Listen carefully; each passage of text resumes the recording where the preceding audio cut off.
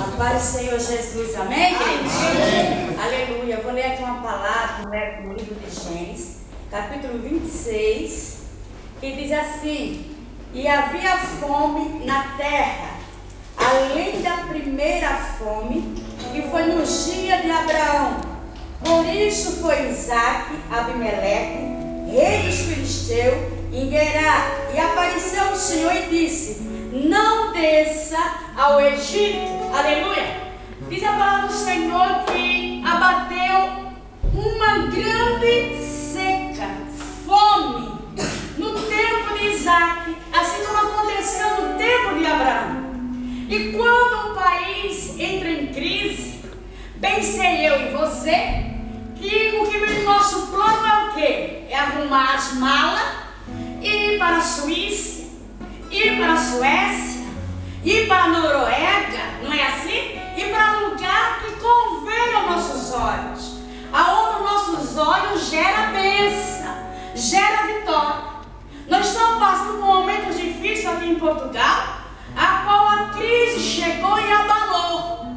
Mas a palavra do Senhor nos diz, para mim e para você, fica aonde o Senhor manda que você fique. Isaque, ele queria ir para o Egito, mas o Senhor disse que não. E ele foi, sabe para onde? Para o deserto, para a terra seca. Aos olhos físicos, ele olhou para a terra e a terra não brotava, a terra não tinha vida, a terra não tinha como brotar, como ele colher. Mas diz a palavra do Senhor que ele plantou. E quando Deus é na tua vida, quando o Senhor está na minha vida, aonde você colocar a mão, aonde você colocar o pé, o Senhor é com você.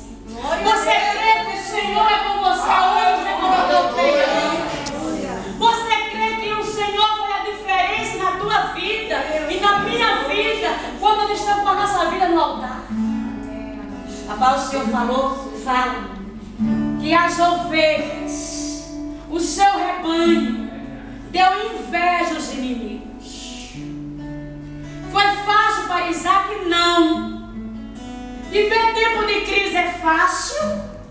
Não. Nunca foi e nunca vai ser.